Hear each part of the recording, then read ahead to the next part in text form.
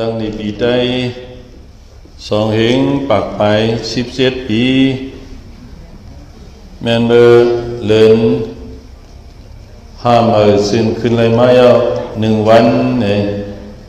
ก็ดีสิ่งเติมเบิ่งได้ปอดห้องเสียงแก้วจองธรรมายตนาต่อนิ้ว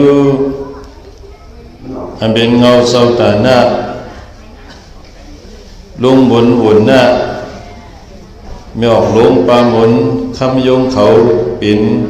ต่างเฮินวันน้ำลังเป็นเงาเศร้าตาหน้าสีอุจุกรณะขึ้นจองลงต่อนิ้วตั้งสิ่งสั่งความกันใส่กันเสลเฮ็ดปิ่นปล่อยอาบจองปล่อยยองปุ่งยอมหมุนเสาคูเตวิงตาอันฮับใบซุมคูปีเมืองไทยนั่นแหละเฮ็ดเป็นปังปล่อยรอดห้องประธานเสียงถัดออกกำ2ทับกำย้อมบุญเจ้าชาลูกเขาดูดันเอาเลือดมโหสถเจ้าเก่าเขาทำในศาสนาเฮ็ดสั่งลองสร้างลองดูดันหยัดน้ำสินตังวางจองเหม่อ2 เส้นอีกดังที่อาบน้ำเจ้าอย่าหานเขาเนี่ยซ้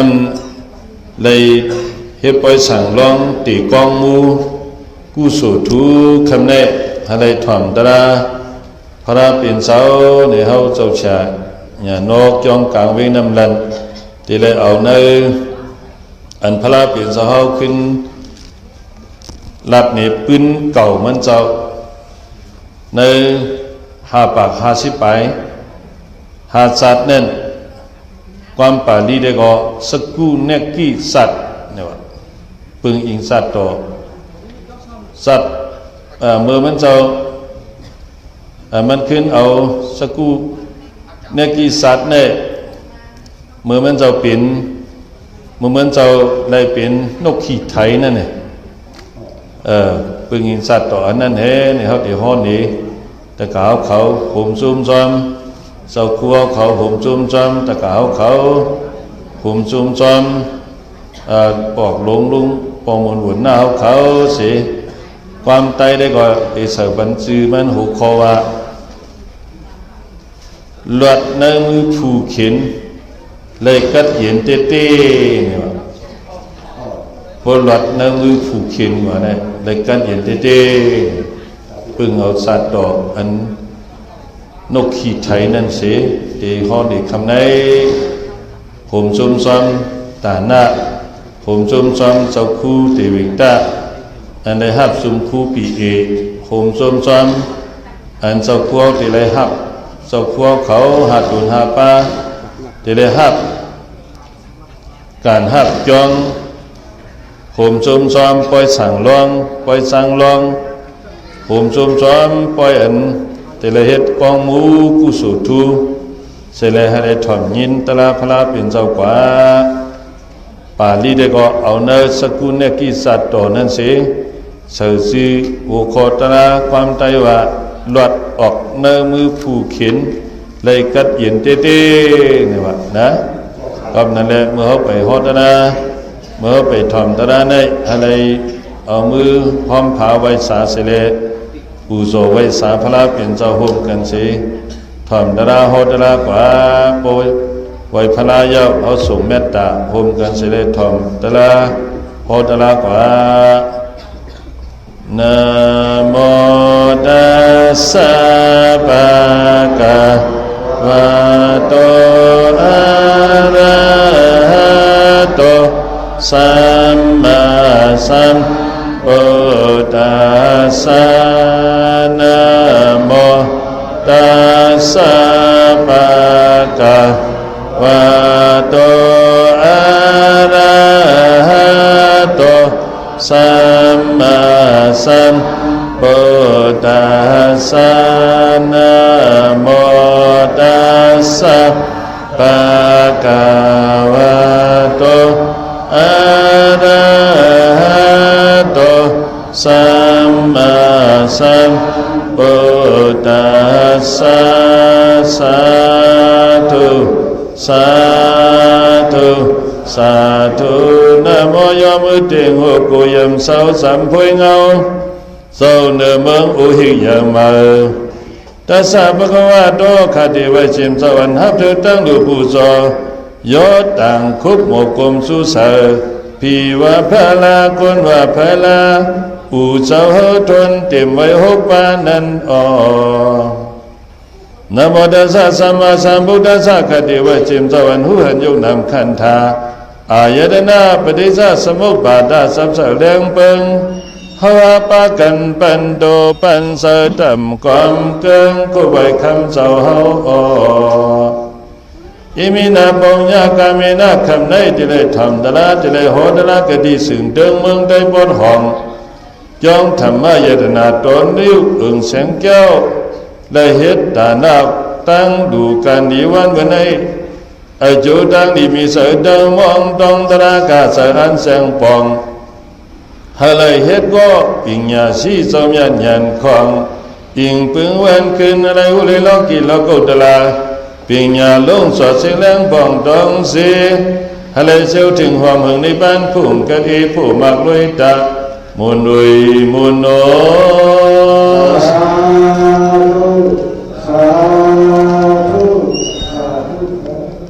กำเนิดเอาทอมตะลาไว้พลายาวนี่ฮะเลยส่งเมตตาพมกันกว่าเมตตาไว้วางกุศลนะให้การละตั้งเป็นเมตตาใส่เฮาห่มหอมเป่าให้เศร้าลัดพิคินสัตวาตั้งเสือให้มันเสือรันเดซึ่งกัดยิงเศร้าตานาตั้งเสือให้มันเสือรันเดซึ่งกัดยิงวิยาวิสาตังเสือให้มันเสือรันเดซึ่งกัดยิงสังฆาเสาตังเสือให้มันเสือรันเดซึ่งกัดยิงสบสินทางบุญสุมเฮาขาตังเสือให้มันเสือรันเดซึ่งกัดยิงเป็นส่งยินมาเมตตาตระเฮาหาหับกัดยินสบสินทางบุญจุมส่งยินมาเมตตาตระเฮาหาหับกัดยินสบสินทางบุญจุมส่งยินมาเมตตาตระเฮาหาหับกัดยินสบสินทางบุญจุมส่งยินมาเมตตาตระเฮาหาหับกัดยินสาธุสาธุสาธุทำไงก็ดีจองธรรมะยตนาตัวนิ้วมือเดินบนห้องเสียงแก้วอะไรเอาตั้งหูโคตรละอันใดชื่อว่าออกรถในมือผู้เข็นและกัดยินดีๆปึงอิงอันพระเป็นเจ้าเฮาเอาสักคูเนกีสุดดังสักคูเนกีสัตว์นั่นสิที่หอพันกว่าห่มซุ่มซ้อมตาหน้าปอกหลวงลุงหมุนหน้าเนี่ยหลวงป้าหมุนคำยัวเขาแลผู้สู้กระนาขึ้นจองรองหมอกจองต่อนิ้วตั้งเสเฮ็ดเปลี่ยนปล่อยอับจองเฮ็ดเปลี่ยนปล่อยยอมปุ่งยอมหมุนเศร้าคู่ตีวิงดาอันใดหับสุมคู่ปีเอเมืองไทยเฮ็ดเปลี่ยนปล่อยหลอดหอประทานสิงอัมทัน เฮ็ดเปลี่ยนปล่อยทับตามย่อมบนเจ้าชาลงเขาสั่งลองตีกองมูกู้สู่ทูหยัดน้ำสินตาสายตังหยัดน้ำจ้องเบอร์สองทับที่อับน้ำสื่อวางจ้องอาสามีกว่าตาหน้าตั้งสิ่งตั้งหลงหงจนซื่อเสียเลยอันเฮาเลยเฮ็ดตาหน้าเนี่ยเฮาอยู่ไว้ในมือเผออันเฮาเฮ็ดตาหน้าซ้ำเฮาอยู่ไว้ในมือเผอเฮาเลยฮู้นะพอฮู้แล้วเนี่ยมันเอาได้กึ่งตั้งเสียงเงินแต่ก็พอเฮาฮู้ว่าเนี่ยมันกึ่งตั้งเสียงเงินก่อนนั้นแหละเนี่ยวันนั้นสุดท้ายก็พระราเปลี่ยนเจ้าเฮาเอาสกุลในกิจการนั้นมันจะพอซึ่งหนังหือเนี่ยสเกปิขเวสเกปิเมขเวปีติเยวิเดเยวะวิสรทะมาอภิติปราวิสัสสเยในพระเป็นเจ้าฮอมันจะแห้งเลยฮอเนี่ยพอมาปีมาทัดปีอันเฮาอยู่เศร้าอยู่ในโลกาตัวเดียวเนี่ยเฮาเลยอยู่เศร้าในเผยเฮาเลยอยู่เศร้าไว้ในมืออีสังเอพระเปลี่ยนเจ้าเฮาได้ก็มีสองเมียวเบลเลยอยู่ไว้ในมือผู้เขียนห้าอันนั้นก็เลยอยู่ในมือพี่น้องไม่สวยแต่ห่วงเงาอุเมพระดาสังฆาเนี่ยสองคอไว้เขาเลยอยู่ไว้ในอีสังเนี่ยเขาเลยคู่เนี่ยเนี่ยในพระเปลี่ยนเจ้ามันจะเอาเฮ็ดตองตั้งมันเสด็จฮอดาเนี่ยหนังวิญญาณสัตว์วัฏตั้งสิ่งบ่ได้เสียงแรงตละอันว่าเนี่ยมันหลุเลยหูตีปอมมันหลุเสียงแรงมันหลุเลยผู้ยากซ้ำโมอยู่เศร้าซ้อมเนี่ยมันเลยกึ่งเขาเป็นพุทธภาษาแบบตละก่อนได้หูตละก่อนได้ทำผู้ยากก็ห้ามอยู่ซ้อมผู้เดียวหูอยู่เขาอยู่ไว้ในอีสังซ้ำหูตัวว่าไหนจึงในกึ่งได้เขาเป็นพุทธภาษาแบบกึ่งได้เขาเป็นพระราชกาจองตะกาศาสนาตะกานะก็เป็นในพระเป็นจังว่าอันเขาอยู่เศร้าตัวเร็วนั่นได้ก็เขาอยู่ไว้ในมือสองเมียวเวอยู่ในมือผู้เขียนห้าอยู่ในมือพี่น้องไม่ช่วยอวยดีห้าสองคอไว้ไว้อันนี้พระเป็นจังเอาอีสังเฮข้อนี้ล่ะเนี่ยมันจะขึ้นข้อนี้มือมันจะเป็นนกขีดไทยอันล้อมนกขีดไทยเนี่ยวะอันพระเป็นจังหัวมันว่าสักผู้เนกิสัตเนี่ยมีอันนี้จะบอกสิ่งที่กูว่าวันจุ่มอยู่ในทำ3 ปี 3 เดือน3 วันก็มันจะเตรียมออกมาเนี่ยปั๊บน้ำปั๊บซองก็หูป้าอันล้อมนกขีดไทยวะนะครับเขาคำในพวกต้องนำก็ต้องว่าตลาดอีสังมันจะนำดันมาฮอดตลาดอันล้อมนกขีดไทยนี่ก็เลยตลาดอันล้อมหางเหรอน้องนกขีดไทยวะนะปืนนกขีดไทยเนี่ยฮะอยู่ไว้ในมือผู้เขียนห้าอยู่ไว้ในมือพี่น้องไม่ช่วยอวยดีห้าเนี่ยท่านเป็นมาขอถาม2 ข้อเนี่ยอันนั้นสุดเดลันนี้ปืนนกขีดไทยปุ่มนกขีดไทยเนี่ยก็ว่าปุ่มต้องให้ถอดป่ะให้ถอดนะปุ่มเนี่ยมันเจ้าผู้ดีปอกมันก็แน่นหนอร้องพระเป็นซะพระเป็นซะเขาเมืองซึ่งเป็นหนอร้องเลยมันไปเป็นพระเหมือนเรื่องสั่งร้องอันนั้นเนี่ยเขาไปเป็นสั่งเขาต้องเป็นหนอมันไปสั่งเป็นไม้ก็มันไปเป็นไม้ปกไม้หมอนมันต้องเป็นหนอมันก็ต้องเป็นหนอมันนะในก็พระเป็นซะเขาเมืองมันจะต้องเป็นหนอร้องนกขี้ไถแบบเผื่อเป็นพระมายาเนี่ยมันขึ้นเอาสัตว์สกุลเนี่ยกี่สัตว์หนอร้องนกขี้ไถเนี่ยให้ขึ้นหลักในข้อนี้อยู่ไว้ในมือผู้เขียนดีห้าลดออกในมือผู้เขียนในดีห้า พระเดียนจะเฮามันแค่เวเนียสัตว์ตั้งสิ่งป่องสักคนในเฮ็ดจังหือเนี่ยมีนกขีดไทยในดอกตะกาเขาฮู้จักกันนกขีดไทยฮะอันที่อยู่ไม่ได้อยู่เตอคนที่อยู่ในอยู่กันเลยเนี่ยเหมือนเรื่องพวกมันไทยให้ไทยหน้ามันไหนถึงพันไทยเนี่ยเมียพันไทยนกเนี่ยมันก็อยู่เตอพันไทยนั่นเลยแล้วตีเนี่ยตีหลายห้องได้เหมือนกันบางห้องบางตีห้องนกที่เจ็บไงก็ว่านกที่เจ็บไอ้ตัวใหญ่ๆฮะตัวเล็กๆไว้ฮะเดี๋ยวพอตัวใหญ่มันถึงไปอยู่เตอพันไทยเลยนกได้มันอยู่เตอพันไทยที่อยู่เตอพันไทยตัวเราได้ขยับไปหาทางได้เปิดเอาป้านไทยเอาหน่อยเปิดเอาจับไทยเลยพันไทยมีโย่พอ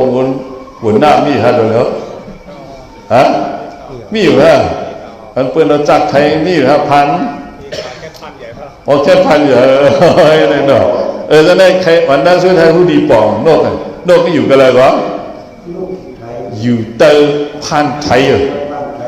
อยู่ท่าพันไทยแล้วแต่ว่านกขีไทยเนี่ยนะนกขีไทยจะหูจักผู้เ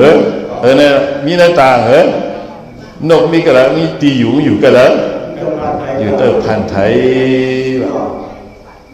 ก็ว่าตีอยู่เขาอยู่เตอพันไทยก้วยในเสดาก็ควรเขาไหนเมืองผีกำตั้งหลูตีอยู่อย่างบ่ตีอยู่กำหูเสือเนี่ยจ้า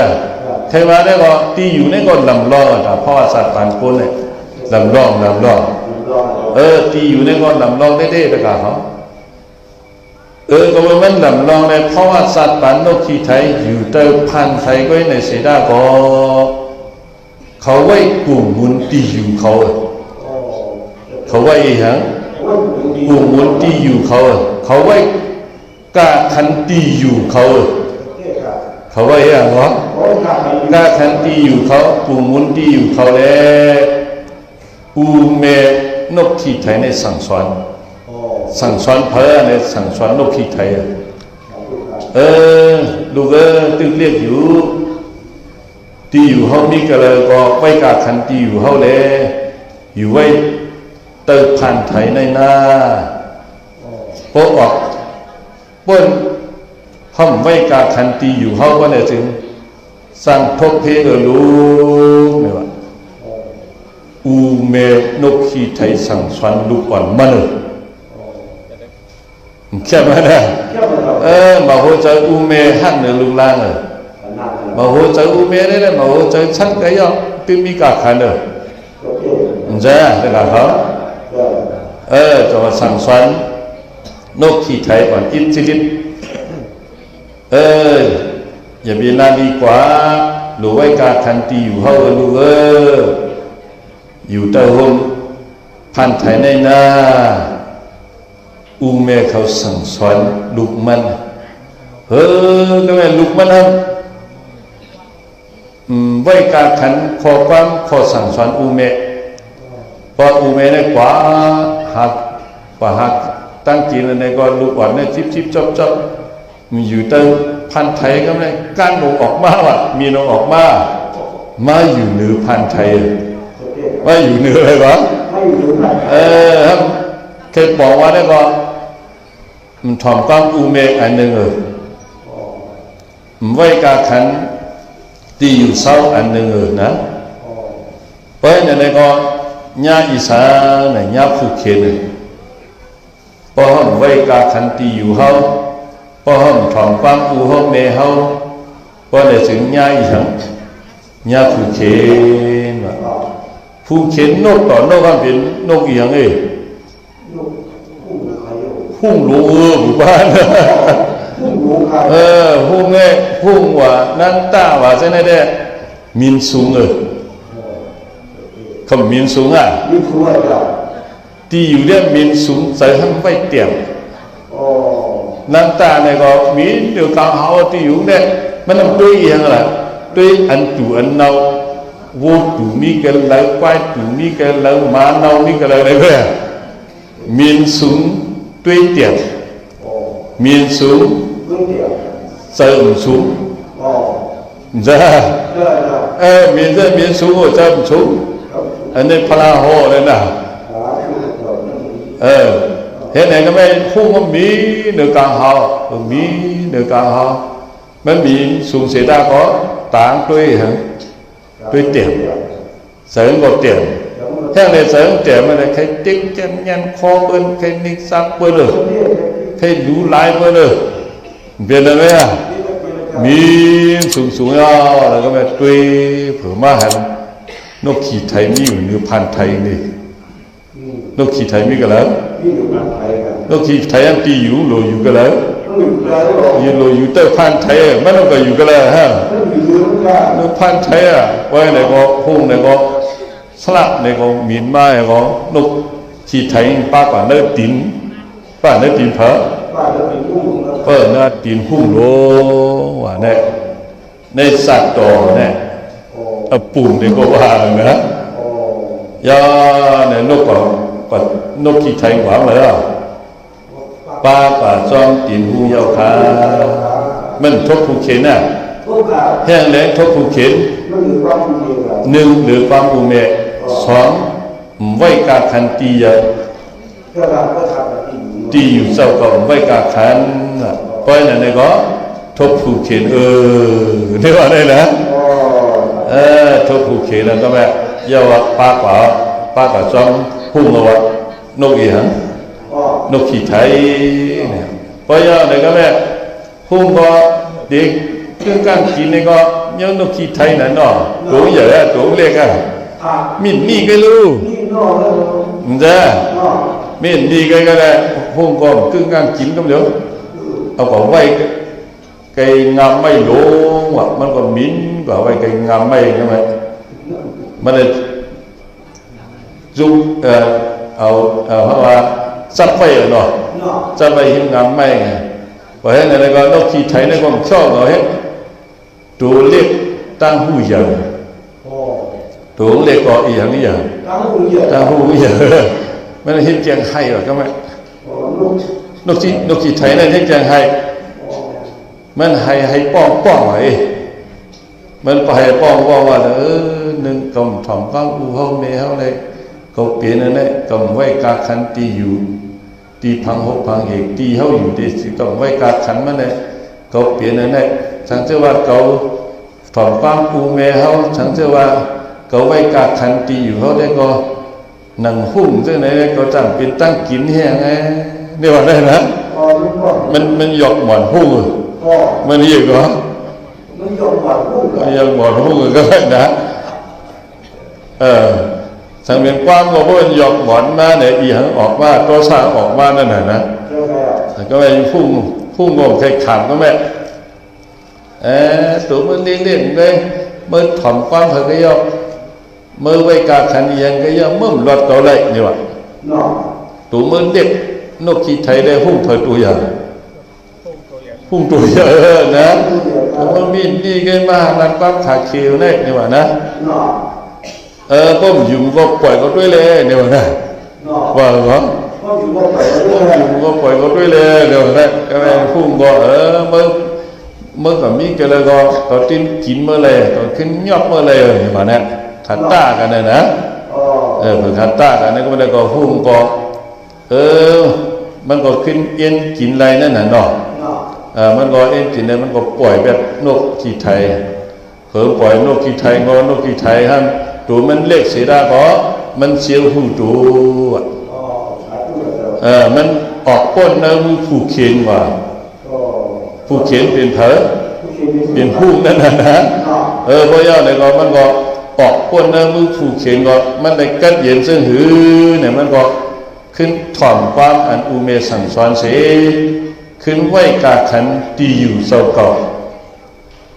มันก็อยู่ในพันไทยมันก็อยู่ก็แล้วขึ้นอยู่เจอพันไทยนี่ครับก็เลยพุ่งอมหันเอาหน่ะพุ่งเราไม่อยู่ในไกลในชุมชนหันเอาหน่ะนกจีเจ็บตัวในนก ในมันก็มีเนื้อพันธุ์ไทยเขาเอ็นยอกไทยอะไรวะเนี่ยของตัวสร้างเยอะเลยเนาะโอ้ยอะไรมันก็ขึ้นมินสูงมินสูงเนี่ยก็ขึ้นปล่อยตัวมันตกคือปล่อยตัวมันตกก็นาองค์ทำกับช่องพันธุ์ไทยไว้นาองค์กับช่องไว้เหรอช่องพันธุ์ไทยก็พุ่งก็เงี้ยเที่ยวกันเลยเอานกจีนกพันธุ์ไทยก็มีจึงมีอยู่จิ๊บในพันธุ์ไทยนั่นน่ะจังว่าหลอดน้ำมือผูกเข็นก็เย็นฮะก็เย็นเนี่ยว่าพุ่งได้ก็เอาไปตัวสร้างมันใหญ่เลยเอาอกมันแบบโป๊กเถอะพันธุ์ไทยก็สร้างร่างเหี่ยวเอาปุ่มได้ย่อกันได้ก็โป๊กเลยครับจะหูดีปองฮะเนี่ยหลอดน้ำมือผูกเข็นเลยก็เย็นฮัลโหลคัดใส่ฮัลโหลหลอดน้ำมือผูกเข็นก็แม่ผูกเข็นเป็นอันเหลวอันชื่อผูกเข็นนั้นเป็นอันเหลวเนี่ยปึงอิงสัตว์ตอบอันได้สิขึ้นทัดมี3เมียวที่1เนี่ยก็ป้อมถ่อมความพระราตราสังขารถ่อมความอุเมเนจังทบเพเหมือนหนังนกขี่ไถถ่อมความอุเมมันเห็นมาอยู่หรือพันไถพุ่งออกกว่าหน้านะในบัดสอนที่อยู่เฮาที่เกิดเฮาที่พังโฮพังเหเฮาที่อยู่ที่เศร้าเฮาเนี่ยเขาหลงไว้กาขันมันน่ะเพราะไว้กาขันมันก็จันทบผูกเข็นซึ่งนั่นนกขี่ไถนั่นเนี่ยว่านะก็มันนั่นแหละเนี่ยไม่ได้แต่เขาเฮ็ดเป็นปล่อยอับจ้องเนี่ยหรือเนี่ยจ้ะปล่อยอับกามอับจ้องอับเจ้าพัวเขาหาปลาได้เนี่ยเจ้าพัวเขาไว้กาขันที่อยู่ที่เศร้าไว้กาขันกันจ้องของเสียงเฮาไว้กาขันเนื้อน้ำดินหินผาวันเก่าเมืองหลังเศร้าเก่าอันนี้ข้อหนึ่งตีหุ่มโซนจอมเอากลุ่มเอาหมุนเจ้าพวกเขาจะเลยหักจองหักจองเนี่ยอันว่าอับหาป้าอันว่าได้กับปันเฮาตัวเหลวเนี่ยมันมีน่ะนวีนี้ก็มีอยู่วิจันตะกะที่จันตะกะสะดุจันตะกะนะได้ปีนซาจันตะกะวะนั่นนะบอกว่าพูดกันเนอะภาพยาวเจอปนหรือว่าสวนลิก็เขากับสวนลิเทียงอะไรนะเจ้าชาแต่โมดยาเก่งตุ่มมันว่าเนี่ยแต่เขาว่าเจ้าชาแต่โมดยาเก่งตุ่มเนี่ยมันจะเป็นเจ้าสางเป็นอับจ้องห้าแต่เขาว่าเป็นเจ้าสางเนี่ยหับ2จ้องก็เดียวกันจ้องหมอกใบจ้องเมืองได้วะนะห้าบ่เลยกว่าสวนลิก็มาสอนดีก็เลยยองสวยอ่องแต่มาสิริยาขึ้นมือแปลไว้กาขันตีพังโฮพังเหเจ้าเก่าขึ้นมือเอา2จ้องได้ขึ้นเอาเห็นจ้องเหลียวแต่โมดยาศาสตร์จิตใจนั่นน่ะนะเลยก็ใครยุยองเอาสัตว์ต่อนกขี่ไถได้เสียหุ่มจุ้มจ้องเจ้าพวกเขาหาเลยไว้กาขันตีเศร้าเฮาการจ้องของเสียงเฮาพอเขาไว้กาขันตีอยู่ที่เศร้าเขาว่าไหนก็เขาละเทเขียนเลยพอเขาไว้กาขันตีอยู่ที่เศร้าเขาเนี่ยฮะยากเขียนเลยนะยากเขียนเนี่ยอันนี้อันหนึ่งก็แล้วแต่ข้อที่3ฮะอันเลยเป็นเพราะว่าฮาเลหูอีสังเนี่ยทอมกวนพระราตนาสังขารเสเลเฮโมเหตุการวีเนี่ยเฮโมเหตุตานะเฮโมเหตุศีลเฮโมเหตุการภาวนาพอเหตุตานะศีลภาวนาก็เหมือนหนังนกขี่ไถออกป้นกว่าเนื้อมือหุ่นนั่นเมื่อได้แต่เขาตั้งดีในก็ดูด้านหรือไงสื่อวังจ้องในก็ดูด้านเถอะเนี่ยทำได้เลยดูกล้องเวก่อนเถอะเนี่ยได้เลยดูสั่งร้องทับกับย่อมบนเห็นหรือเนี่ยจะได้เป็นตาหน้าเขามีเงินมาเยอะไหนได้เลยโมดูโมตัน เพราะหมอหลู่หมอด้านได้บอกว่าเขาออกก้นในมือผู้เขียนเนี่ยว่าแต่เขาเพราะหมอหลู่หมอด้านได้เหรอออกก้นในมือผู้เขียนมีเงินเนี่ยหมอหลู่หมอด้านก็เลยจะอยู่ไว้ในมือผู้เขียนนั่นที่เงินคำนี้เป็นผู้เขียนเขาเมียวเหรอลูด้านที่เนี้ยวตายมาเนี่ยเอาใจซับเงินคำให้ตายก่อนเป็นปิกตาจีผู้เขียนนั่นน่ะเขาใจก่อนเป็นปิกตาเงินมันเนี่ยแหละผู้บ้านเงินมันมีน่ะนั่นสติก็นั่นนะเมื่อปันพระเป็นเราจนตายของเอาใจจับอันนี้เป็นเงินเก่าอันนี้เป็นคำเก่าใจจับอะไรก็ได้เผื่อใจจับน้ำตาก็เป็นปิกตาไปเลยเฮ้ยหางมือมันเป็ดตายเนี่ยมันอยู่ไว้ในมือผู้เขียนเลยผู้เขียนมันเป็นเงินคำมันเลยในพวกเอาตะล่าให้วนเนี่ยหัดนัดไว้ก็พอเนี่ยนะก็เป็นนั่นแหละปึงอิงสัตว์ตอกนกขี่ไถเนี่ยสิอะไรตะล่า3 คอนะ1เนี่ยเราเลยหมดความซบออกความอูเมะ2เนี่ยหรือไว้กาขันดีอยู่เจ้าเก่าวันเมืองเจ้าเก่า3ซ้ำอะไรฮู้อันเลยเป็นผู้เขียนอันเลยอันเจ้าผู้เขียนเงินคำไหนพอเขามีไว้เขาหมอหลู่หมอตันเงินคำไหนเป็นผู้เขียนเขาเปลี่ยนเมื่อละเนี่ยเปลี่ยนปดตายเอานั่นจะบอกเสียนะวันจุ่มเขาทำ3 ปี3 เดือน3 วันสัตย์เทียนตายว่าได้กว่าจู้มันเจ้าอะไรจะกล่าวเขาว่านะลูกหมอมันแสงลาดเชียวได้ตายกว่าเป็นผีอยู่ได้บ้านนั่งผีไม้มาไวมันจะนึกทำอะไรกับเขานะสัตย์เทียนเมืองตุนก็นั่นนะกว่าเป็นคุณช้างว่านั่นเรื่องมีเมียวะมาจู้มันจะมาปางมันจะสัตย์เทียนแจงก็เลยครับนัดจื้อก็เป็นกับเป็นปิ๊กตู่ปิ๊กตาเป็นงูโลยาวๆอะไรกับเขางูโลยาวๆอามาปูมันจะก่อนว่าเนี่ยนะมันว่าพอตันได้กินคุ้มไปเอาเฉาไปหูหนึ่งมาเนี่ยก็เนี่ยมันก็ใครกินใครโอ้มาเป็นสันเนี่ยว่ะมันก็อินดูเมื่อไปตายก็มาเป็นสันที่มันมีเงินเพิ่มตายมาฮะเป็นปิ๊กตู่ปิ๊กตาเป็นงูหลงอามาอมเขาอีหลูมังจ้าเนี่ยวะเนี่ยมันอีหลูฉันเขาได้ก็อีหลูเอาผ้าให้เขาได้เนาะจำยังได้ผมเจอแล้วนะเขาอีหลูมังจ้าเผยนั่นก็ผีเปิ้ลกองงูวันมอนเนี่ยนะก็ช่วยมันจะว่าเนี่ยหลักแม่เนี่ยแต่กับเขาแค่นั้นได้ก็เงินคำเนี่ยเงินตองเนี่ยอันเขาขาไว้เนี่ยหลวงพ่อตีป๋องลีจ้าเพราะผู้ตีป๋องเนี่ยเมื่อเขาว่าเขาหมอหรือหมอด้านหมอเห็นตาหน้าเพราะในจึง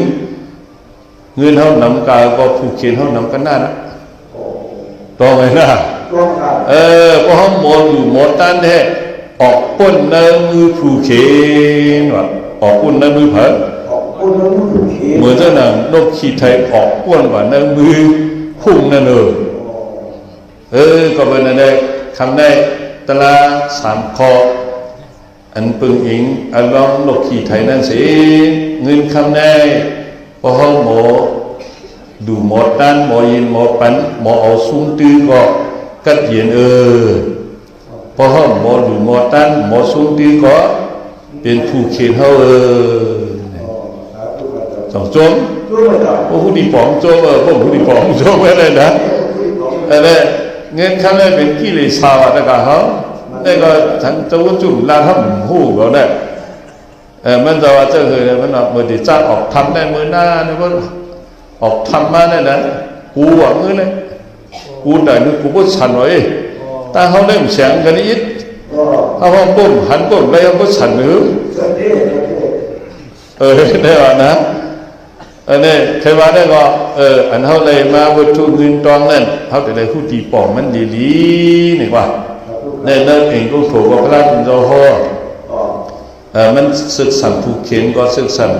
อันดีก็ศึกษาในวันนะ ว่าหลูหาเขาหลูเฮ็ดอะไรมันจะหลูเลยเฮ็ดหลูเลยหาพอเลยมาเอาหูดีปองมาเนอะพอเลยมาเอาเขาเรียกเหรอหูดีปองมาเนอะนะท่านเจ้าชาวิปัสสนาตองกี้เนี่ยมีป้าเจ้าชานั้นมันมาย่างกำกะดีทำเซนวีย่างกำไปทำเซนวีมันเดี๋ยวลูกเซนวีมาลาเซียวนะออกทำงานมีเงินเนี่ยเปียกมีเงินก็ได้มันอ่างลูกตีเซนวีเอ็นไปมาลาเซียวนะ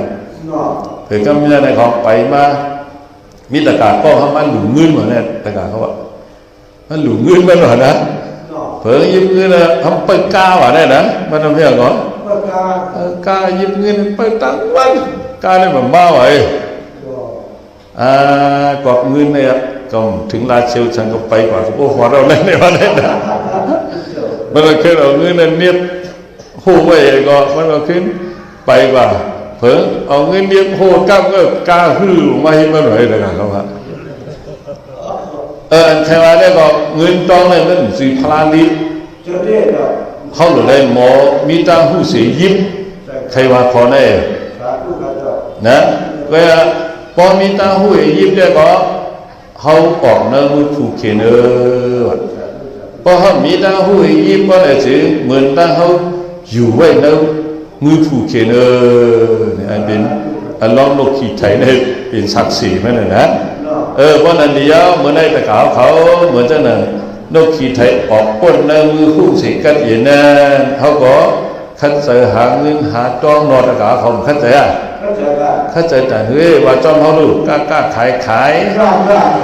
เธอตายป้นจันหูเป็นนั่นไว้หาเงินในกล้าขายไปตายป้นจันหูแน่เนี่ยจันหูแน่ลูกขั้นใจหาเงินเนี่ยหามาเอาเนี่ยลูกหูดีปองมาเลย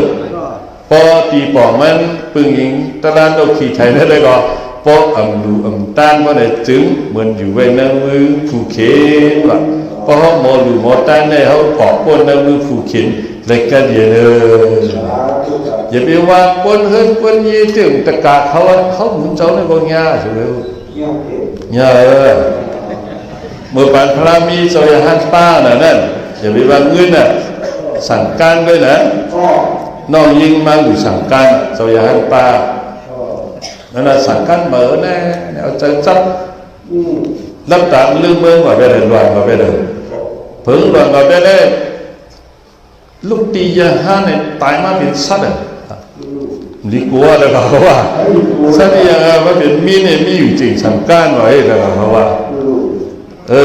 จังว่าใครว่าได้ก็เงินคำเขาหลุดหาหลุดมีกุยเขาหลุดเลยหมอเอาซุ้มตื้ออย่าไปเอาใส่ซับเสียเลยส่งไว้ซิมไว้ดันอย่าไปเฮ็ดใครละคนเนี่ยเมื่อได้ตะกาวเขาอันเป็นตะกาดูหัวบุญหน้าเขาปาทำยุงเขาอ่อนหัวทุนนะอุจุกระดาษขึ้นจองลองหมอกจองหลงธรรมะยตนาตัวนิ้วสีคิดเส้นตั้งเหมือแบบเฮ็ดเส้นตั้งเหมือได้เพราะว่าเขาเอาใจจับเงินตองเขาหลุมลองว่าแต่เส้นตั้งเหมือเขาได้เปลี่ยนหัวเปลี่ยนตึงหันดารักกับเขาจับเขาเดี๋ยวเลยใครกินน้ำก็จะเลยหาวกล้วยเฮ็ดเอากล้วยใครไปตั้งดีๆเลยก็จะเลยเฮ็ดเอากล้วยหาวกล้วยกับเขาใครใจไพ่แรงๆก็ได้เฮ็ดเอากล้วยหาวกล้วยนะในต่อวันลูกที่เหลือมาล่ะต้องจุกออกท้องอ่ะลูกตีเงินตองมาจะได้ลูกตีเงินตองมาเนี่ยเมื่อได้ตะกาวเขาเอาเงินเอาตองสีขัดเจออยู่ด้านเส้นตาสายตาเนี่ยก็ออกป้นเนื้อมือผูกเขียนยาวก็เย็นนะก็เย็นนะออกป้นเนื้อกิเลสาเพราะความพนาอันลึกๆว่าเนี่ยเงินตองในเรื่องกิเลสาไว้นะเพราะเขาเลยอยู่ในด้านเส้นตาสายตาเนี่ยก็อันนี้เป็นออกป้นเนื้อมือผูกเขียนอันนึงว่าทำในอยู่ในร่องถัดกับย่องบนย่องกลุ่มเจ้าคู่เตวินดาปิเตวินดาเขาเนี่ยก็เสียงดีเมืองเขาเสียงดีเมืองเลยเสียงดีเมืองเขาก็ห้องย่องไปย่องจ้า อันเขาเฮ็ดปล่อยยอมกลุ่มในแห้งเลเฮ็ดเนี่ยแต่เขาผู้ดีปอกมาเนี่ยนะว่าซ้อมเขาไว้ยอมกลุ่มเฮยอมกลุ่มเฮยอมให้ยอมเฮผู้ดีปอกมาผู้ดีปอกมาบุบ้านปอกแล้วมาพอเขายอมก็ยอมนั่นน่ะแต่เขาพอให้ยอมก็เขายอมนั่นน่ะในก็ว่าลูกนางเขาลูกลางเขาลูกquảnเขากัดเขียนมาเอาเป็นทหารความป่าดีได้ก่อนเดี๋ยวเลยหมอยุ่งยอมนะความแรงความนี้น่ะจอมยอมของกาเนี่ยนะยอมมันได้บอกว่าซุ่มซ้อนเลยนะซุ่มซ้อนเลยอย่าไปว่านุ่งสังกันใน PAMA ซึ่งเจ้าคู่ตีวิงด้านนี่แหละพอนักคุณเรื่องเนี่ยหล่อนเป็นอ่องเป็ดด้านอ่องเกาด้านอ่องซิบด้านนี่ก็เป็นนักยอมเลยนะครับเขา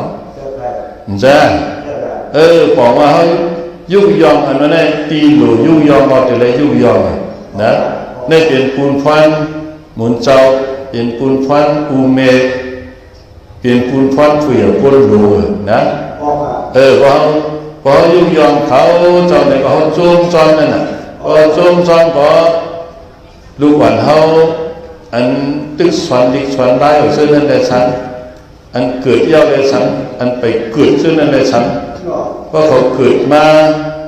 เขามาเนี่ยทัตตาอีสังทัตตาโมดิทัตตาออกดีเลยคนหนีได้แต่การเราไปรู้ได้นะเพราะฉะนั้นได้เขายอมเขายอมไปแล้วอันกัดแขนออกมาอันกัดแขนมีมาสั่งอ่อนกันยุ่งยอมสั่งอ่อนกันโหมส้มว่าอะไรสิอ่อนกันยอมไปแบบนั้นอ่อนกันเนี่ยเพราะยอมบอกแบบนั้นเพราะนั้นนะครับเขาอันเขาเลยยุ่งยอมได้เขายอมยาเนี่ยส้มจอมพอส้มจอมเนี่ยเขาอ่อนกันสุดต้องอ่อนกันย้อนสู้ว่าเนี่ยลูกหลานเขาอันไปอย่าได้สังอันอย่าเย้าได้สังอันไปเกิดฉะนั้นได้สังหาได้เป็นคนหมอปิ่งยาคนกัดแขน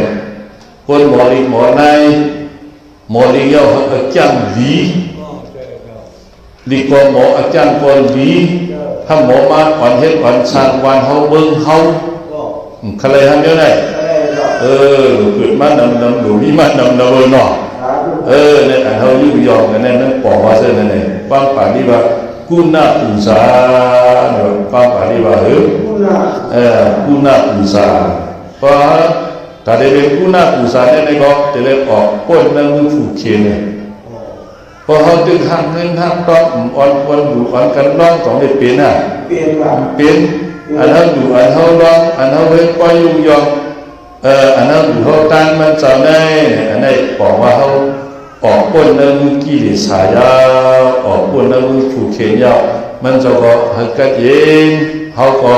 ให้เลยกัดเย็นลูกหลานเขาอันนี้เกิดมาเช่นไรก็เขาเป็นคนหมดปิญญาสื่อฝ่ายสื่อมาเนี่ยจะได้ย้อนสู้ซึ่งหนึ่งในสิเขาเห็นปล่อยยุ่งยอมมันจะว่าเขายุ่งยอมมันจะว่ามันจะปฏิบัติเปลี่ยนเขามันก็ได้ขึ้นมาด้วยเขาจ้ะผู้ใหญ่มุมมองก็ผู้มุมมองคันเจอไว้อุ่นนะคุณฟังกับคุณฟังมันนะเนาะนะก็อันนั้นหลุดช่วงเนี่ยตอนนี้เจ้าพวกเขาเมื่อเดือนตะการเขาเรียกอัพกันนะเจ้าหาป้าไงลงได้นะเป็นตัวผู้อันหมอได้เนี่ยเขาจะเลยซูมซื่อเฉลี่ยหมอยุ่งยอมกันพอหมอยุ่งยอมก็ทำยอมยาวป้นพอสัตว์ปันป้นยอมเขายาวไม่พอเนี่ยนะถ้าพอหมอจุ่มจ้อมก็ได้ยอมตะการเขานะในอันปล่อยยุ่งยอมแห่ออกป้นนั่นคือผู้เขียนได้กัดเย็นยาวเนี่ยนะจำเดิมเขาเลยปล่อยประทานก็เดิมเขาเลยอยู่เลยกันทับกับย้อนบุญเจ้าสารหลวงพ่อเขาเนี่ยทับกับย้อนบุญนี่ก็ทับกรรมความไปว่าทับกรรมเขาเป็นคนกรรมดีกรรมเมียเลยแต่กับเขาแทงอันก็แต่เด็กยิ้วศาสนา แต่ในเหตุการณ์ศาสนาเนี่ยมันเหตุการณ์ง่ายนะทางการมันเนี่ยตีปองมันเนี่ยมันมี2-3เบี้ยวเลยนะเขาเอาตั้งได้เปลี่ยนปองมุนเมนมุนกันลูกมุนกันก็จำใจกันนั่นน่ะก็จำใจกันก็เขาเหตุการณ์ศาสนาก็มันเข้มนั่นน่ะนะเลยนั่นก็เป็นคนการดีการเมียเลยเขาได้ทำการเจ้าชายโลกจอมพูดบอกป้าเนี่ยนะจะได้เขาได้ทำการเจ้าชายโลกเขาเนี่ยมันจะมันเขาเนี่ยมันจะมันป้าว่าทับการไม่ให้ฮะเนี่ยมันจะมันป้าเนี่ยมันว่าตัดกูเรียนนี่ว่ากูถัดกันแบบบ้านอันนั้นลูกลิงนี่เนี่ยเหมือนเดิมมันจะบอกสิ่งที่มันจู่มันจะหันเดินเท่านั้นมันเลยกว่าหันกันเลยกว่าทับการไม่ได้จะวุ่นจุ่มได้นะเหมือนมันมาเสียงเกี้ยวมาทับกับพอมันเขาเสียงเกี้ยวเหมือนพอมันเสียงเกี้ยวแล้วก็ทับกับเมื่อพอมันเสียงเกี้ยวเนี่ยเป็นทางฮะเป็นเส้นเนี่ยพอในดีกว่าเนี่ยไม่เป็นทัดกูเลยเนี่ยวัดนะเหมือนเจ้าโกงลงเสียดอเนี่ยมีฟังตลาดจะบอกสิ่งที่มันจู่มาเหมือนเจ้าผัดตีนหอมเนี่ยว่าผัดตีนหอมก็จะกล่าวว่านะมันเจ้าผัดตีนหอมอ่ะเนี่ยมันเจ้านั้นนะมันได้เปิดต้องทับกับมันได้ที่เลยมันเจ้าเนี่ยปอกกันไปเนี่ยเมื่อห้าก็เลยก็ท่าเบอร์นะห้าก็ท่าปองเนี่ยทางยา3 หิงพกปัก70เนี่ยนะปัดเนี่ยนะปอกปองมาเลยเห็นในวัดตะการไว้บอกว่าทำกรรมอันนั้นก็ไม่เป็นกรรมดีกรรมยัดนั่นน่ะมันเป็นสิ่งไหน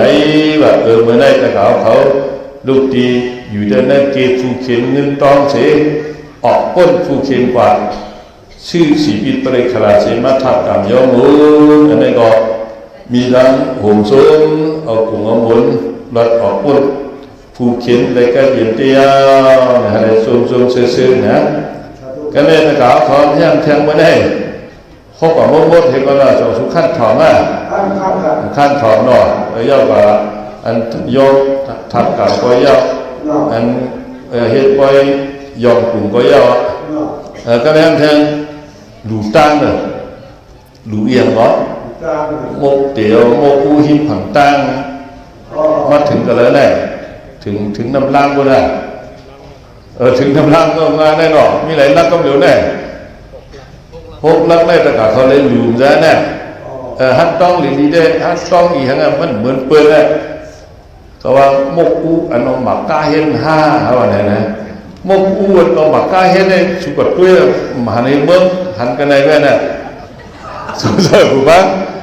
เขาไปป้าก็ว่าถามเจ้าคู่ตั้งเขามีแหละป้นเฉียงแก้วว่าน่ะเนี่ยโมกอู้อันนองหมักก้าเห็นอะไรนะมันต้องไงวะต้องไงอ่ะท่านแทงอันแล้วมันหลักไล่อ่ะนะอันนี้ก็เป็นตั้งผู้เพื่อนก็ได้เลยนะเขาเป็นนี่ครับผู้ป้าหาด้วยลูกโมอูออกมาใกล้เห็นเนี่ยหันกันเลยเขาบุญจะหันกันได้ไหมนะมันต้องไงนั่นน่ะทีเดียวเนี่ยตั้งเขาอันนั้นมันเป็นป้ายเนี่ยดูให้เป็นให้หลักไล่ให้หลักไล่เพราะสุขายเสียงได้แต่การตอนนี้เร่งยิ่งทำให้เพื่อนนั่นแหละมันหลักไล่นั่นแหละต้องไงนั่นน่ะจ้าต้องไงอ่ะแล้วถามเขาหน่อยโมกตั้งเขามีกันอะไรนะโอ้โมกูเหมือนโมกูเหมือนไปต้องเหมือนกูตีน่ะเนาะต้องไงเลยโอ้เราหมักก้าเห็นอู้เนี่ยต้องไงเขาเห็นนะทำมา2 ปอก็เนี่ยแต่ก็เขาว่าอะไรปอก็ได้ทำเขาแค่มาเนี่ยใช่ไหมได้ก็พอได้โกกินมีเงินเนี่ยอยู่ตั้งก็ให้หนักไล่พองกว่าผมจะโมกูก็เลยอยู่นะโมกูในโฮมกันดูให้นั่นตั้งเมืองให้นั่นอู้เหลียวให้นั่นอู้เหลียวเลยนะบอกว่ามันหมุนหน้าก็เหรอว่าทุกชั้นนั่นนะโมอูหมักก้าว่าเนี่ยโมอูหมักก้าอะไรหรือในตั้งโมอูเนี่ยก็ลูกตีในมือผูกเข็นออกมาเอาถิ่นเหนียวแหเงินตองเขามีเนี่ยก็เอาซุ้มตื้อนั่นน่ะนะในดูท่านโมกูเนี่ยก็เมื่อผ่านพระเป็นเรามีน่ะนั่นพระเป็นเจ้าตีเป็นพระเอกในเมืองสาวัตถีจ้องสีตะวันนั่นว่านั่นนะจ้องสีตะวันเจ้าตาหน้าจ้องเนี่ยเป็นอนาถเปงอนาถเปงสัตเทนะมันดูจ้องในต่างหือเลย สีตามังซาเนี่ยมันคล้ายกันลิ้นนะอย่าให้มันชื่ออะไรขึ้นขันได้เรื่อยๆมันว่าโอ้สัตเทงใครไรก็เอาแต้มก็คำในมันขับอะไรเนี่ยว่าได้นะขับโอ้สัตเทงดูเตี้ยนะรู้ไหมมีก็เอาแต้มก็อะไรมันขับจอมสีตัวนั้นจอมอย่างพอแล้วเนาะก็อุดกายพันนะก็แม่สีจามบางซาเนี่ยมันก็ชอบบอกสัตเทงเนี่ยดูเตี้ยลงในเนี่ยกำไรเอาแจ้งการขับตั้งดูลงในเนี่ยไปวนขึ้นออกแทงคอว่าซ้อนเขาเลยหนึ่งมีหนึ่งดูหนึ่งอ่ำดูหนึ่งอ่ำมีอ๋อรู้อันนั้นถ้าเป็นสเตเนี่ยมันมันหนึ่งมีหนึ่งดูลงในก็ว่ามันเด่นดูแลจะออกแจ้งการขับมาขับมันดูแล้วแน่หนึ่งมันดูหนึ่งมันมีเนี่ยว่าก็เลยมันตกใจไปเลยตกใจนะหนึ่งอันดูหนึ่งอันมีเนี่ยว่าเหรอหนึ่งอันดูหนึ่งมีมันตกใจไปเลยพวกกำดูได้ก็เต็มมีจึงมันนี่ตกใจเนี่ยแต่ก็เขาถ้ากำนั้นแหละกลัวนั่นแหละหันเป็นมีเลยไอ้เจ้าว่าเป็นดูเลยเป็นมีเนี่ยมันคุกจะไรหันเป็นมีเงินเลยไอ้เจ้าว่าเป็นขั้นเนี่ยเป็นมีเงินเนี่ยสองลาลิคุกจะไรฮะลาลิคุกจะไรก็ได้แต่ฮะวันนี้แต่พอหันเป็นมีเขามีเจ้านะไอ้เจ้าว่าหนึ่งหรือหนึ่งมีเนี่ยก็มันคุกจะไรไอ้เจ้าว่าเป็นขั้นเนี่ยเป็นมีมันเนี่ยก็มันคุกจะไรอยู่วันโอเห็นมือเว้ยอยู่วันอะไรมือวันโอเนี่ยว่าโอในช่องนี้ว่าในสีตามังซาเนี่ยมันตกใจกับไปเลยนะครับเขาตกใจจริงอันนั้นถ้าเป็นสติมันมีหนึ่งรูเขาก็กำรูจึงมันก็จะมีเอาได้เนี่ยอันนั้นถ้าเป็นสติแล้วเอาแจ้งการขับปอไว้ตีโมกูนั่นไว้กันแล้วตั้งเขานั่นน่ะตั้งเขาได้คดีย้อนอยู่มันก็ย้อนอยู่กันแล้วตั้งเขาโมกูเลยนะเจ้าโมกูหมักก้าวเนี่ยนั่นนะก็ได้สีตามังซาเนี่ยย้อนอยู่โมกูมันเลยนะเขาพอย้อนอยู่โมกูก็ตัววันมาได้เนี่ยจองก็เลยใช้ซื้อมาเลยคนหลวงเนี่ยเป็นอนาถเป็นสเตสื่อจ้องว่าสีตัวว่าสีตามังซามันตกใจอย่างมันหันอนาถเป็นสเตดูจ้าเมื่อไหร่ก็พอหมุนหน้าเขามีเนี่ยสุ่มว่าเนี่ยแห้งเลยเป็นมีเป็นข้างเลยคอแทงคอเข้าไปเนี่ยหนึ่งลูกหนึ่งมีหนึ่งดูเขาได้เลยนั่นน่ะสีตามังซาก็มันเอาในใส่สีมันอยู่โมกูจองสีตัวเมืองสาวัตถีเนี่ยว่าใครรันได้ก็โมกูก็เขาเลยอยู่ในมือปันพระเป็นสาวก็มีเส้นไหนในตะกาของผมโซ่ไปนะแต่เดินอยู่เลยนะครับออกมากันแล้วออกมาเนื้อผูกเขียนเลยสังเกตว่าเขามีเงินในห้องอยู่ตั้งก็ได้หรอมันเราไม่ผูกเขียนมันใกล้เย็นนะในเขาออกเนื้อผูกเขียนเขาได้ใกล้เย็นยาวเหมือนหนังสีตามังซาดูดันโมกูนั่นเขาก็เลยอยู่ดันยาวเลยเขาได้ซุ่มซ้อนตาหน้าโมกูเขาเสียกันนะก็นั้นได้อยู่ตั้งได้อยู่ยังวะเตี๋ยวโมกูหมักกางมาถึงกันแล้วนำดังในตั้งในก็ง่ายๆนะคนดูตั้งในก็สุดตองอันเขาสุดตองแล้วว่าย้อนไหลตั้งดีเนี่ยย้อนไหลทบตั้งให้ตั้งดีตั้งดีเนี่ยนะว่าแต่ก็เขาไอ้เกี่ยวดูตั้งเนี่ยตั้งดีเนี่ยนะผีกดไตก้นกดไตนะก้นนวลกู้สูงนวลก้นเองนวลก็ เขานอนหนูก็เปิดนอนหนูผีกดไตก้นกดไตเฮ้ยก้นนอนกุศลนอนน่ะก็ตะกาวเขาเลยเฮ็ดตังในน่ะแทง2-3 ปีขึ้นชู้เงินนั่นแทงบังล้อมกระตาสีเอากล้วยนั่นก็เฮ็ดอย่างเขานั่นเป็นตัวเหลวนั่นลูกจ้องไปเฮ็ดนั่นตั้งก่อนมีที่โตนั่นกูคลิกนะให้เนี่ยฝึกก่อนลอยๆนะนั่นตอนฟันดีเลยอยู่ตั้งนั่นก็เหยอะได้เต้ตะกาวเขาเหยอะตันเฮือเนี่ยพระเป็นเจ้ากอดมะพระเป็นเจ้ากอดมะเนี่ยเป็นพระยาวเขาเป็นพระหน้าเลยขอบองนักอย่าติ๊กอันว่านั่นกอบสังกอบปื้อเลยอยู่ตั้งเลยตะกาวเขาก็เบอร์อะไรฮะมือเหลอมือตีปิงกะลาพระเป็นเจ้าจ้ามานั่นน่ะมือนั้นมันเจ้าที่เป็นอีฉันมันที่เป็นยาเสสุเมธายาเสสุเมธาเนี่ยมันมินหรือกางหาวอะไรแต่กางเขาเป็นลูกสันเทลมันด้วยอูเมเขาเนี่ยเงินคำเนี่ยเอาเฮ็ดผูกเข็นเขาลงในว่านั่นนะคำหลุมต้านลงในถึงปานมามันหลุมต้านไปหมดเลย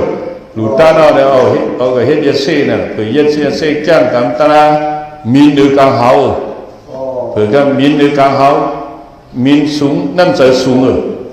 เหมือนน้ำตาเมื่อไกลเหมือนหูเมื่อไกลน้ำตาเนี่ยมินสูงอยู่ก็น้ำใจต้องสูงมันตัวเองตัวปูนเอานั่นนะยาเสสุมีดานั้นมีในการเขาตัวในเมืองโกนบนแห่งน้าบนแห่งตาบนแห่งหรอเห็นตามันลงมาชูเจ้าแห่งข้าได้เอาเห็นตาตั้งยังข้าตั้งดีหรือว่าตั้งอย่างหรอเหมือนจะตะกาวเขาวันเห็นตั้งดีเลยนะพอดีมาข้าตีปิงกะลาพระเป็นเราเด็กจ้ามาวาเนี่ยก็เลยผูกเกวันนั้นเราเนี่ยผูกเกจะกดที่จะกดก็เลยก็มันก็ย้อนเห็นตั้งอย่าเสียสุเมธาเนี่ยย้อนเห็นตั้งมันก็ข้าก็คาเล็กกู้สู้เจ้าสู้เลยจะกดเจ้าเหือเนี่ยพออยู่ดีผู้ทุศิลป์ด้วยได้ว่าจะกดก็อยู่ดีอย่าเสียสุเมธาด้วยได้จมก็คือเนี่ยเป็นเรื่องปันเตียนหยาบที่ตั้งอันหยาบนั่นที่อุ่มนั่นปัดมาเลยมันจมอะไรแต่กะเขาว่ามันเรียกเหรอจมอะไรพออยู่ดีผูกเกได้ยังไม่ใช่กดเลยว่านะปันตีหยาบรู้เนี่ยก็ได้ไม่ต้องจมอันใครว่าได้ในโลกาเนี่ยเขาทบอีสังเกตเขาหลงโมไว้ใส่ป่ะทบอีสังเกตแต่ละเหตุก็ทดลองอยากก็โลคีทดลองดีก็อย่าไปกึ่งกลางส้ม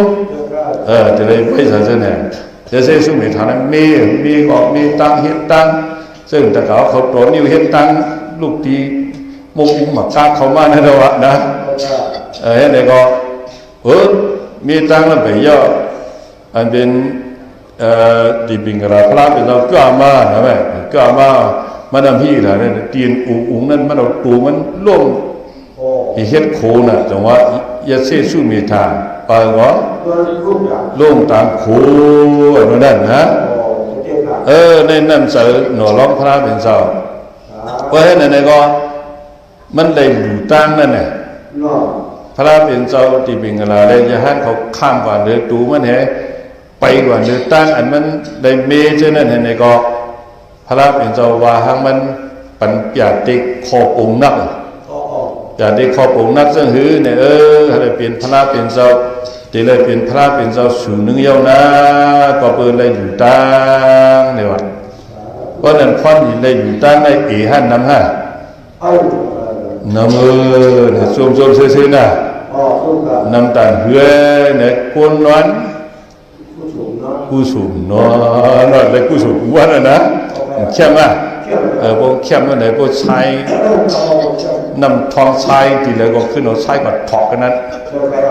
เข้มอ่ะในฟันดีในอยู่ตั้งวันนี้พอความยุ่ยยิบนะเนาะแต่ได้เป็นตั้งมาในฮันลูกกระไรมาเนี่ยลูกตีนั่งผูกเขียนมาสังเกตว่าเงินคำเขานั้นห้องดูตั้งเนี่ยเป็นผูกเขียนน่ะห้องเลยอยู่ในตั้งนะเพื่อได้ก็เงินคำนั้นจึงผูกเขียนเขา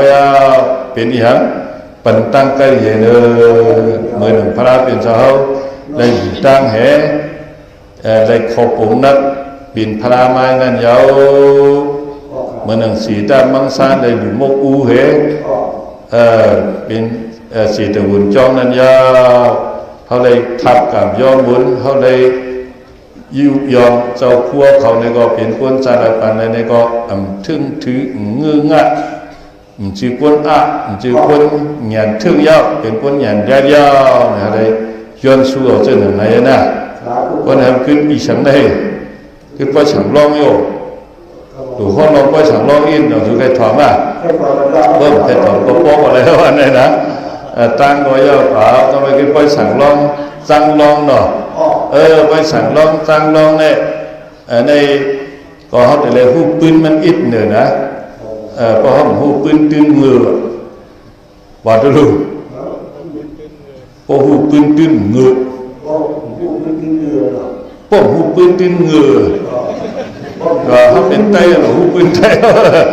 ปืนเขาปืนมือเขาเนี่ยหรือหูนะมันจะเอาให้ไปสั่งร้องเนี่ยหูปืนไปสั่งร้องอินเนี่ยปืนไปสั่งร้องได้แล้วก็หนึ่งได้ก็เอามือเยื่อเอาพระเป็นเสาเขาออกต้นผักนั่นอันหนึ่งพระเป็นเราออกต้นผักเป็นหืนเฮ็ดหืนมีเสื่อหืนในสินธาประกาศนี้สนุกคำเตรียมไว้เหมือนกันมือนั่นเนาะพระเป็นเขาเป็นเจ้าสีทัดออกต้นผักมันเจ้าที่ออกกว่ามันนุ่งอีสังเหตุกว่าพอก็จ้องสูงมันเลยขึ้นขันนั่นแน่นะเมื่อพระนามเป็นเราออกว่าต้นทางได้เนี่ยมันนุ่งโคนเลยหางแล้วหอคอยกว่ามันนุ่งเอียงให้กว่าก็เป็นในหลวงเขาติดลูกดีเพราะว่าก้นเฮิรนเหตุดีกว่าคำสั่งอันว่านั้นก็ห้องจีก้นเลยหางแล้วหอเนี่ยก็เขามีเพ่งเขามีทุ่งเขามีอย่างไรเขามีเพ่งเขามีทุ่งเขามีความหลักเขามีโคนนุ่งก็นั่นแหละครับก็ยืนเอาอันนั้นพระเป็นเจ้าโนเจ้าสิทธะนุ่งโคนแล้วห้องเนื้อหางแล้วหกว่านั้นเนี่ยเขาก็นุ่งโคเพ่งเขาทุ่งเขาเห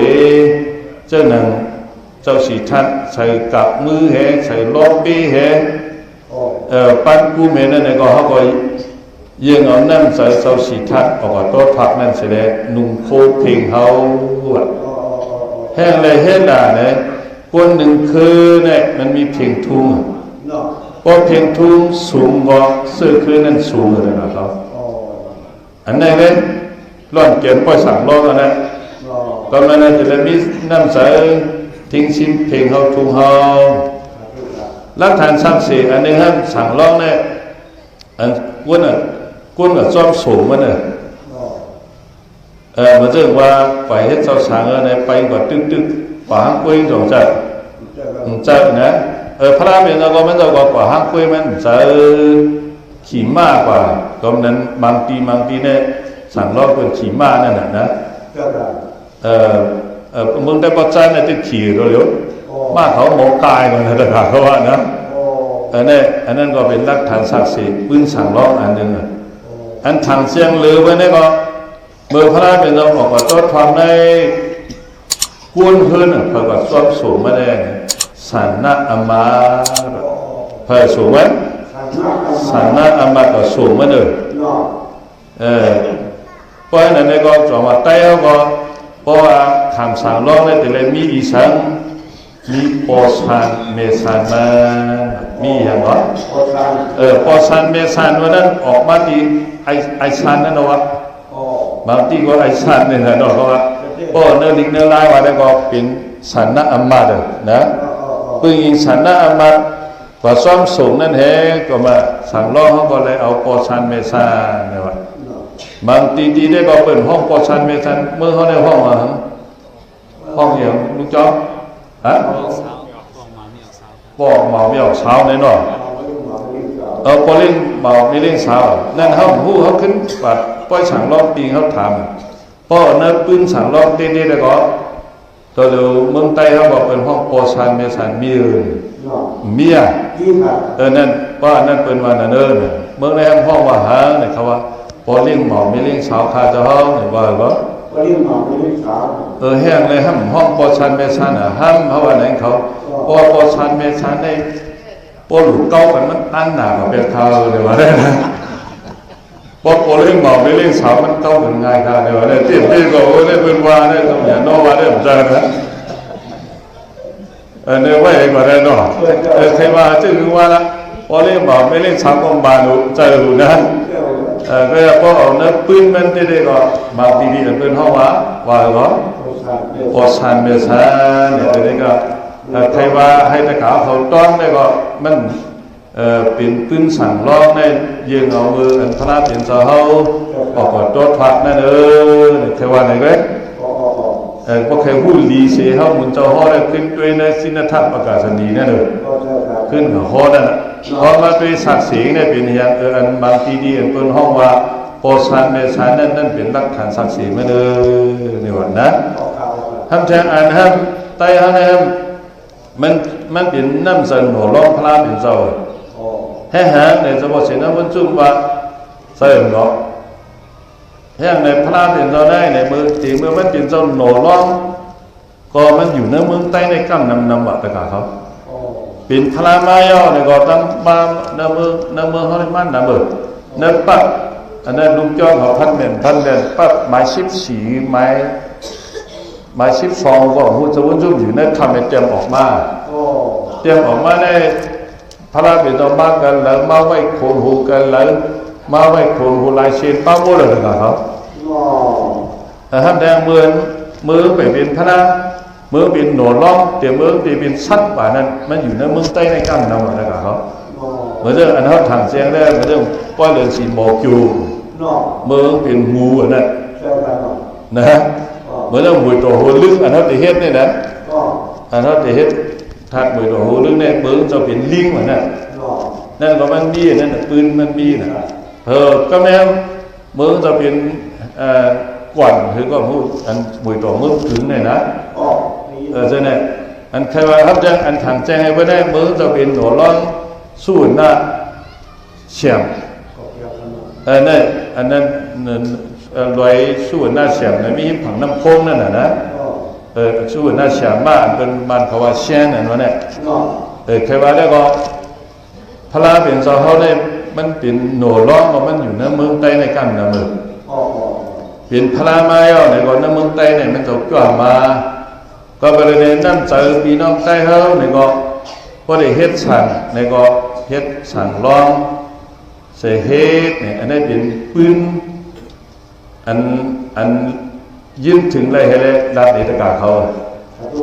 เพราะนั้นนั่นเจอไปสั่งร้องในห้องเดียวอีช่างละเฮ็ดยาวให้กายหยอกเย่เฮกินเหล้าเมาให้มือฮะโป้ฮะเนี่ยเจอซึ่งนั้นในตะกาเขาหลุดเลยมีนั่นใส่หน่อล้อมพระเป็นเจ้าเขาหลุดเลยมีฮะนั่นใส่หน่อล้อมพระเป็นเจ้าหน่อล้อมพระเป็นเจ้าเนี่ยตายก็เป็นหมาก็ได้ฮักซื้อฮักคือต่างเขามีนะเนี่ยจะบอกสินะว่าจุ่มเตรียมออกมาเนี่ยมันเป็นกว่าเป็นหมาโอ้ก็ได้ขุนหัวข้างเมืองทำเขียมมาตายเลยก็สังเกตเลยหมามาคบกินอันใต้ว่าหูโล่นั่นลุงโมลุงสองผู้ว่าหนังอย่างนั้นหนังหูโล่มีนะเจ๊เนี่ยหมาเนี่ยหอกคบกินเลยหนังหูโล่นั่นเผยกันเนี่ยถ้าเป็นหมาอำมาตย์ก่อนเนี่ยเป็นหมาอีกฮะมาคบกินเลยอำมาตย์ถ้าขึ้นกูหมาตายน่ะคุณเอาคำมาตัวเลยมาคบก็ได้เอาตายในของอำมาตย์นั่นกูหมาตายหมาเนื้อวันมาโคจะเฮาด้วยเลยนะกลายเป็นหมาเนื้อวันนี่ก็ตายไปหมดเลยก็ได้เป็นหน่อร้องพระเป็นเขาตึกเป็นหมานะวันนั้นซึ่งคือหมาเนี่ยติดตายติดหมดสื่อไล่มันเอาเนี่ยนั่นสั่นหน่อร้องเนี่ยจะเรื่องมีอีกฮะเนี่ยจะเรื่องมีสาหัสคือว่าแต่กันเขาจะเรื่องมีสาหัสฮะเมื่อก็ไอ้เป็นหน่อร้องพระเป็นหมาเนื้อวันเนี่ยขึ้นกว่าเนื้อโหเจ้าเขาเห็นในเรื่องเจ้าค่ะ บอกใครให้ผู้อันเต้มันก็ไหนถึงกลายเป็นหมาเนื้อหอหมาหนอหอห้องมาม้วนๆเลยจะเขาหักไงในวันนี้จะเขาหักวะจะเขาหักไงในวันนี้นะนังหูโลกเจ้าเขาได้ติดปอกมาเนื้อกุมบาดูนั่นเลยในวันนี้เผื่อในก็จะมาหักก็เผื่อมาหักก็เป็นอันกินนังหูโลกเป็นมาเนื้อหอนะโอ้มัดเนี่ยไม่เจ็บปวดเลยตั้งมาตั้งมัดเงี้ยเที่ยวเป็นกำกันเดียวอันนี้เขาจะเรียกต้นสวนีฮะน้ำเสนหนูร้อนน้ำเสนหนูร้อนนี่ก็เป็นหมาก็ได้ฮักคือนะครับเขาฮักคือเนี่ยมีในนับปับนับขืนมีเนี่ยจะบอกสินะมันยุ่งเตะออกมาเนี่ยนะครับเขา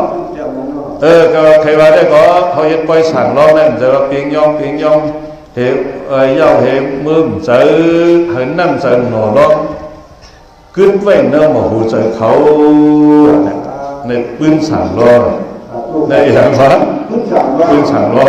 แต่เราป้องนั้นเมื่อได้เขาเห็นป้องงูผู้สูบทูเนี่ยเขาไม่ได้ปล่อยสั่งล้อที่ป้องงูผู้สูบทูเนี่ยนะเนาะเขาว่าสั่งล้อเขาป่าเขาได้เห็นเนี่ยในปืนสั่งล้อสูบเก็บนะหรือนั่นเลยก็แต่ว่าปล่อยสั่งล้อกันนั้นดีนะเนี่ยเพราะว่านั่นสันโนร้องพระเป็นตอนนั้นขึ้นไว้ผังไว้เนื้อหมูใส่ตายังอันเขาเห็นปล่อยสั่งร้องเลยก็เฮอเพื่อเจอหนังพระเป็นเจ้ามือไปเป็นพระก็อยู่เช่าในเมืองเขาน้ำเป็นพระเย้าเนี่ยก็มาในเมืองเขาอันนั้นเห็นปล่อยสั่งร้องเลยก็ยิงเอานั่นสันโนร้องพระเป็นเจ้าเฮอนั่นสันโนร้องพระเป็นเจ้าอันโมหักซื่อหักจันนั่นขึ้นไว้พังไว้เนื้อหมูเจอสั่งร้องเขาเฉยกันขึ้นไว้พังไว้เนื้อหมูเจออูเมสั่งร้องนั่นเฉยกันขึ้นไว้พังไว้เนื้อหมูเจอโปขามเมขามสั่งร้องนั่นเฉยกันใจฮักจะให้ขึ้นไว้พังไว้เนื้อหมูเจอโปชันเมชันอันนั้นโปลิงหมอกเมลิงเสานั่นเฉยกันหนึ่งขึ้นแล้วเนี่ยเนี่ยปืนสั่งล้อน้ำต้นสั่งล้อก็ได้นะก็เป็นอะไรเมื่อไงแต่เขาเห็นปล่อยสั่งล้อปล่อยสั่งล้อเนี่ยอะไรทัดมาหูเจอเจ้าหนึ่งหน่อล้อพระเป็นเจ้านั่นเลยเนี่ยกว่าทำแทง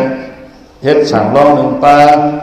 สั่งล้อหนึ่งป้ามาในก็เหลียวเฮ็ดอะไรเฮ็ดเหลียวเฮ็ดทางดี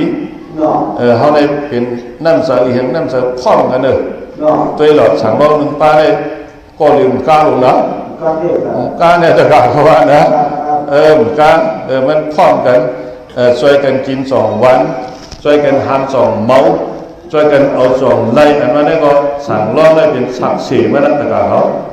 ให้ได้มีน้ำเสือพร้อมสิ่งที่ปากกันน้ำเสือร้อนแก่นไว้สั่งล้อเนี่ยมีซึ่งหนึ่งในอันนั้นให้แต่กล่าวเขาหงจนซื้อสีสั้นเขาเลยสื่อวางจองเขาขึ้นมีจองเขาหนึ่งเนี่ยอันนั้นเลยจองเขาน่ะเพราะเขามีผลิตมามีเป็นเขาจะวางจองเขาน่ะเพราะเขาจ้อยผลิตมาจ้อยเป็นเขาไปหาใครเป็นตั้งผู้ได้อยู่ดีกว่าสื่อเป็นมดเพราะสื่อมดมันไม่อะไรกับเขาหรือไว้ตียือยาออกอินหนึ่งนะจะเร็วจ้องหอเตะใช่ไหมจ้องเป็นเขาป่านอกเมืองใช่ไหมเมื่อนั้นเขาสื่อเป็นมดเพราะสื่อมดเนี่ยนั่นแน่มันกึศนะเพราะนั่นกึศเนี่ยก็ยือยากึศแบบปองแต่กับเขาสติด้วยหรอกจะเอาหลุดผูกยื้อพร้อมเลยยื้อก็หลุดผูกนะกุนไม่ก็หลุดผูกไปไก่ตัวนี้ว่าได้หลุดผูกไอ้กุนไม่แค่มันโน้ก็ใหญ่ขั้นมดก็ยันนะใหญ่ขั้นเป็นมดก็ยันนะอันนั้นเลยสื่อว่างจองเขาอันนั้นเลยขึ้นเมฆจองเขาเช่นนั้นก็กู้สู่ขึ้นทับแทงอันนี้นะมีน่ะมืออันนี้ได้เมืองสีโหมือปางผ้าเป็นเจ้าจัดเมืองสีโหนั่นมีวัดสัพพะว่าจีมันเป็นหกค่ำก่อนมันมีเงินอ่ะมันมีอาณาอ่ะมันได้ทางเบอร์ว่าทำเพอทำก็นำทำเพอเพราะมีเงินมากปุ๊บปั๊บว่าทำปีต่างการราคานี่แหละก็ทำปีต่างการรานะมันมีเลยละจะอยู่เมืองกุนกาหือเนี่ยมันกูตายก็อีกหรอกที่เนี่ยไม่ได้อีกหรอกนั่นแหละถามนะจะอยู่เมืองกุนกาหือเนี่ยก็แบบ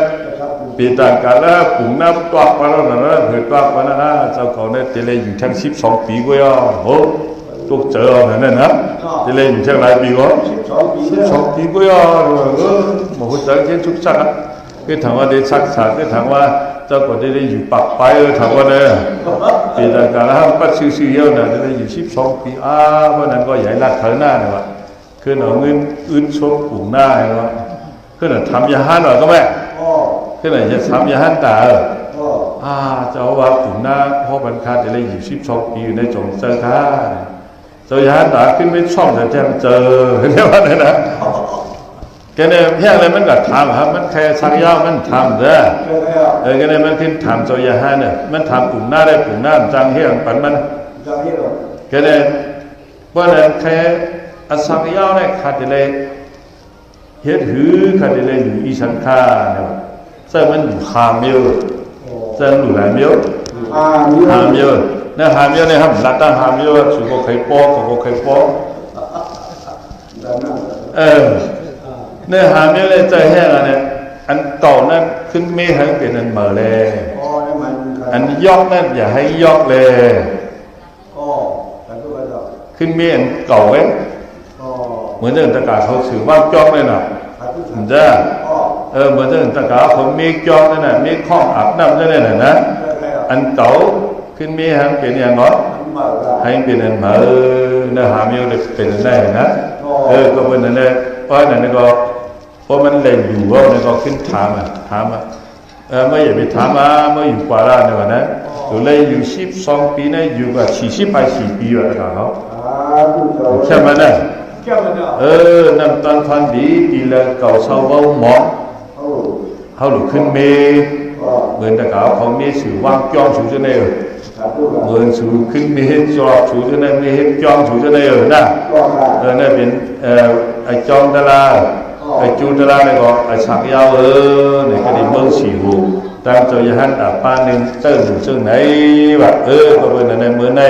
แต่เขาเจ้าสาวเขาเลยให้ได้สร้างกุศลหลายอันหลายอีกนำว่า